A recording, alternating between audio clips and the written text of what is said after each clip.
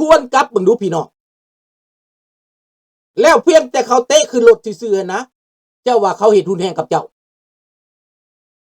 เขาเฮ็ดบ่ดีกับเจ้าคนลาวในอเมริกานี่ต่อว่าต่อขานนักได้นี่นะต่อว่าต่อขานอเมริกาแต่กลับขึ้นไปสนับสนุนรัฐบาลลาวว่ามันดี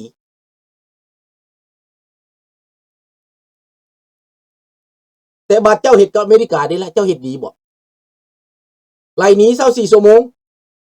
ไปทันก็ทันบ่ทันก็ตายพวกทูตพวก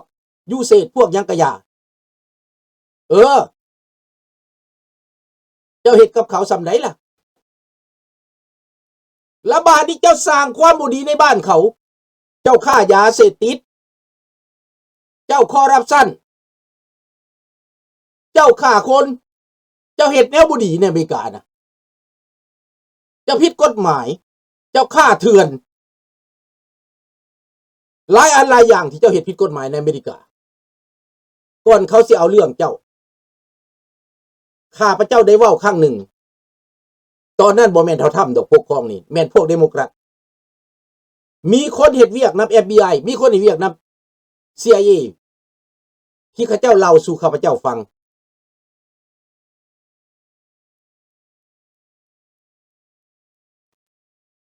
มีคนคนหนึ่งผู้ชายคนเซโนวัยรุ่นมาแต่นอนตอนนั้นอายุ18-19ปีละมานะบ่มีพี่น้องมาคนเดียวตอนอยู่ลาวน่ะเป็นกองหลอนตอนมาอเมริกาละเลงรั่วบ่สนใจเฮียนบ่สนใจหำหาหลักหาปุ้นหาจี้หาค่ายาเสพติดเขาจับได้หลายหนฆ่าคนมาหลายเถื่อหมอนี่น่ะ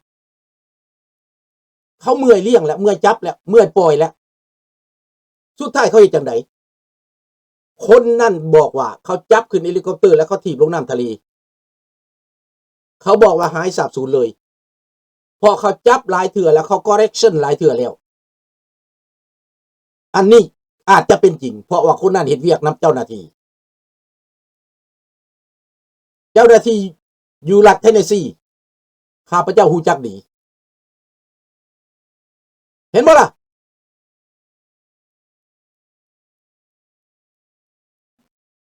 มันเป็นแบบนี้พี่น้องแล้วคนเฮานี่นะถ้าเบิ่งบ่คัก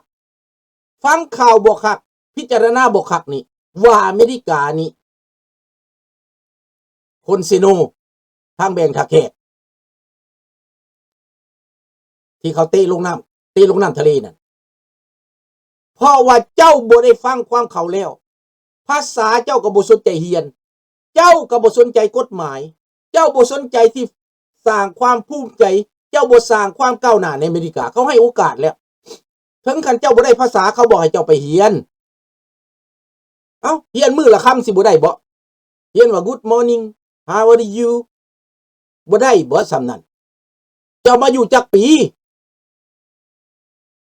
เขาให้เจ้าไปเรียนความก้าวหน้าแล้วไปเหตุการณ์ด้วยความซื่อสัตย์นี่เจ้าเฮ็ดบ่เป็นวะบ่เฮ็ด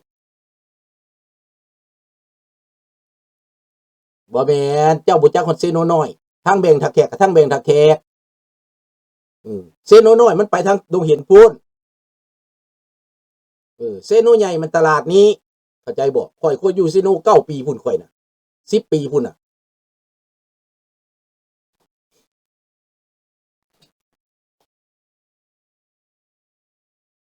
ทางแบงทาแขกเขาบ่ฮ้องว่าเซโนน่ะมันบ่แม่นมันเป็นบ้านทางแบงทาแขกนี่แหละพี่น้องแล้วมาตั้งคำถามข้าพเจ้าตั้งคำถามมื้อนี้นะพวกทานว่าคนที่มาเฮ็ดบ่ดีในอเมริกาเขาจับส่งลาวทานว่ามันหุนแฮงบ่ให้โอกาสเขาว่าซั่นแล้วบัดอเมริกาทำผิดในลาวน่ะเจ้าฆ่าเขาเจ้าทรมานเขาขังจนตายบ่ให้กินข้าวจ่อยปานนั้นอเมริกานี่จ่อยปานนั้นหยังพุ่นน่ะเอาไปขังน่ะว่าเขาเป็น CIA แล้วคนลาวที่เคยไปเรียนอเมริกามาจับได้ก็ไปขังจนจ่อยจนตาย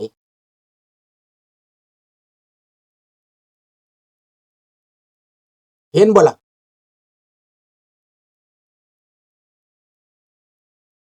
มันเป็นแบบนั้น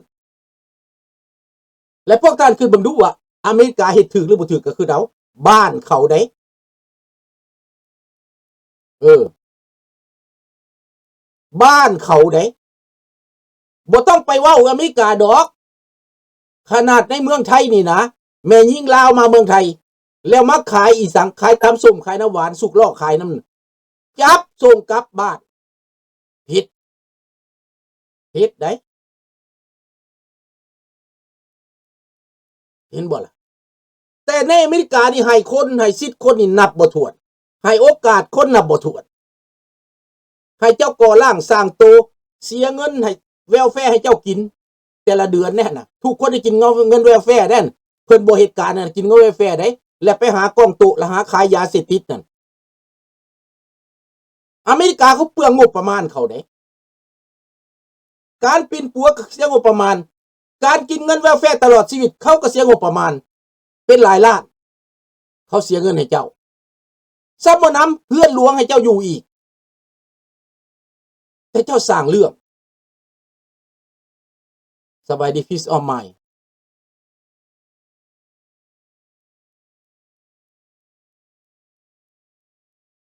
ดังนั้นพี่น้องในเมื่อเป็นแบบนี้พวกท่านคิดว่าอเมริกาเฮ็ดถูกบ่เขาเฮ็ดมันถูกสำหรับเขาแต่มันบ่ถูกใจเจ้ามันถูกใจผู้เขาปกครองประเทศเขาต้องคลีนอัพคนบ่ดีออกไปเจ้าตกอยู่ในประเทศดีน้อยดีหลายก็อย่าเขาถือว่าคนบ่ดีในคน 800,000 คนเขาว่ามี 4-5,000 คนบ่ดีนั่นก็หมายความรวมทั้งคนบ่มีอันน่ะบ่มีสัญชาติบ่มีบัตรบ่มีเบอร์นั้นรวมอยู่ในนั้นคนลาวนะคิดกลับกันเบิ่งพี่น้องถ้าท่านเป็นรัฐบาลอเมริกาเขาให้โยกยานมาเจ้าจักปีล่ะ50 ปีมันว่าเขาโยกยานเจ้ามาให้เจ้าผันตัวมาเป็นอเมริกาให้เจ้าฝันตัวมาเป็นคนดีให้เจ้าฝันตัวมาเป็นคนที่ปกป้องอเมริกาแต่เจ้ากลับกลายเป็นคนเสพอเมริกาและทำลายอเมริกาอยู่ในส่วนที่ทำลายค่ายาเสพติดเป็นแก๊งเป็นปุ้นเป็นลักหลายอย่างมีคดีว่าซั่นไปแต่อยากให้อเมริกาให้โอกาสก็เขาให้โอกาสเลยเจ้าเข้าคุกเขาก็เรคชั่นมาแล้วเจ้าก็ยังบ่กลับเป็นคนดีอยู่ใครเมื่อเจ้าเขาให้โอกาสเจ้าเมื่ออยู่เมืองลาวเมื่อสร้างตนสร้างตัวอยู่นำระบอบคอมมิวนิสต์พุ่นเด้ระบอบคอมมิวนิสต์ให้เจ้าเมื่อสร้างให้เท่าจ้อนน่ะมาอยู่หยังเอาดินกี่มาก่อเฮือนน้อยๆซ้ำส่วนทายนะบ่แม่นเรื่องดูถูกเด้อนี่พี่น้องข้าพเจ้าตั้งคำถามว่าเจ้ามาถึงประเทศอเมริกาแล้วนะแต่เจ้าได้ถูกส่งกลับไปแบบนั้นน่ะเจ้าคิดจังไดเจ้าว่าเจ้าเฮ็ดถูกวะนั่นเจ้าอย่าโทษอเมริกาเด้ออเมริกาให้เจ้ามาใหญ่ในอเมริกานะแต่จะกลายเป็นคนบ่ดี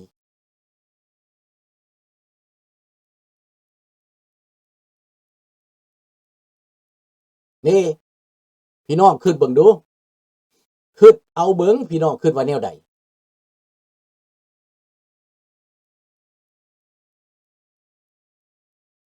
ติดคุกอยู่อเมริกาแคนาดาออกมาทั้งตุ้ยทั้งพี่มีกล้ามใหญ่และมีความฮู้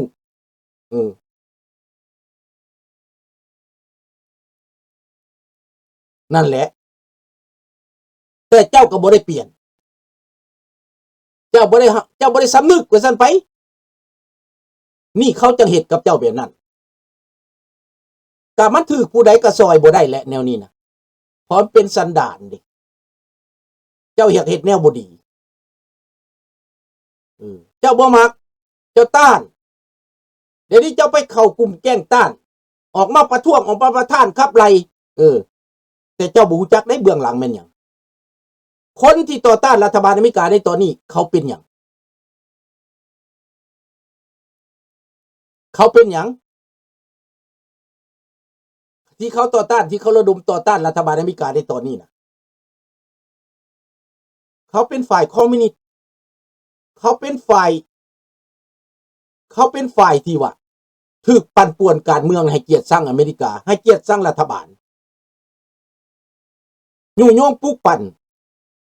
ก่อความวุ่นวายบ่มีเรื่องก็จ้างกันออกมาประท้วงแต่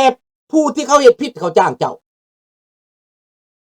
เจ้าจะไปเบิ่งในมินนิโซตาข้าพเจ้าก็ถามคนมินนิโซตาเป็นหยังมันจะมีเรื่องนี้จอนถามว่าเป็นหยังมันจะมีเรื่องแบบนั้นในมินนิโซตาเป็นหยังคนลาวจำนวนหนึ่งจังไปเป็นแบบนั้นผู้เขาบ่ได้เป็นแบบนั้นเขามีปัญหาบ่เขาบ่มีปัญหาพี่น้องนี่ข้าพเจ้าอธิบายอย่างให้เห็นทั้งสองฝ่ายข้าพเจ้าบ่ได้โปรข้างใดดอกแต่ข้าพเจ้าคิดว่าพวกท่านต้องคิดให้ดีๆเขาให้โอกาสเจ้าแล้วให้เจ้ามาอเมริกาเพื่อเจ้าสร้างคุณงามความดีแก้ตัวว่าเจ้าอยู่ในเมืองลาวบ่ได้พ่อแม่เจ้าอยู่ในเมืองลาวบ่ได้เจ้าสิเป็นเด็กก็อย่าถ้าเจ้าบ่ฮู้จักที่มาของพ่อแม่เจ้าเจนยังจังพาเจ้ามา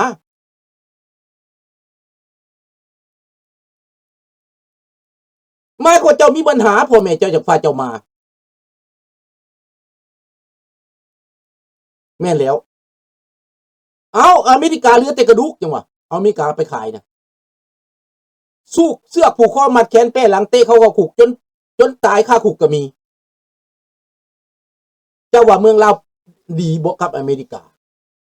และคนอเมริกาที่เขาคิดเห็นว่าคนลาวจะเห็นแบบนั้นน่ะเขาก็อาจจะคิดในใจเขาว่าโอ้พวกนี้น่ะมึงมาอยู่อเมริกามึงก็บ่เปลี่ยนเนาะตีนเขาเตะเขาขุกน่ะมันก็พวกคิดได้เดี๋ยวนี้เฮาจะเครียดเขาบ่ล่ะ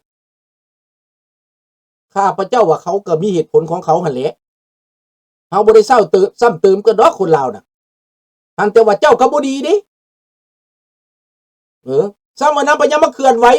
เพื่อคือพวกมันเคลื่อนไหวนั่นแล้วต่อต้านรัฐบาลถ้ำต่อต้านรัฐบาลอเมริการัฐบาลใดก็อย่าที่เขาบ่เป็นรัฐบาลน่ะเขาก็มีนโยบายของเขาเจ้าจะมักหรือบ่มักเรื่องของเจ้าแต่เขามีนโยบายของเขาชัดเจน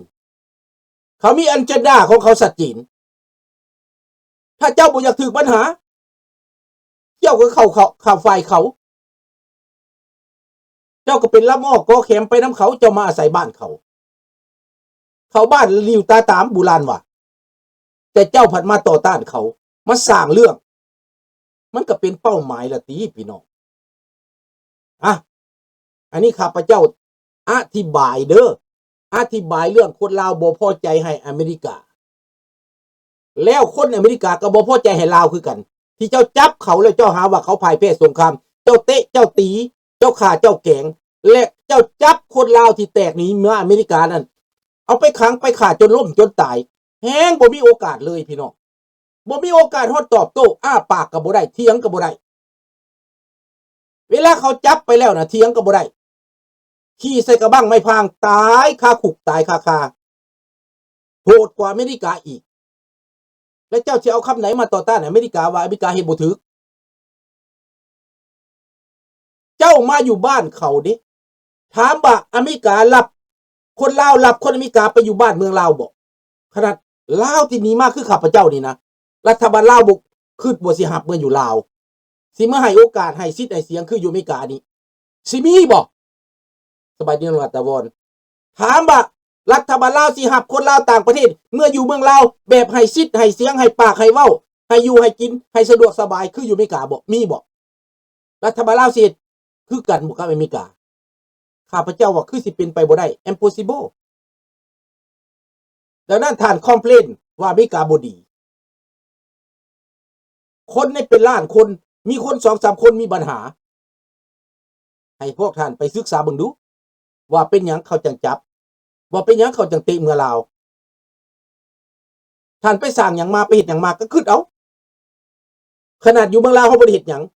เพียงแต่เขาแม่นหยังน้องรัตวรเฮาเว้าเฮานุ่งเครื่องหรือว่าเฮากินแบบอเมริกาเขาก็ถือว่าเฮาเป็นอเมริกาแล้วก็จับไปถือว่าเป็น CIA แล้วเนี่ยหาเรื่องใส่เขียนหนังสือใส่อันซองอันยาสูบก็ว่าเป็น CIA แล้วเอาไปฆ่าไปแกล้ง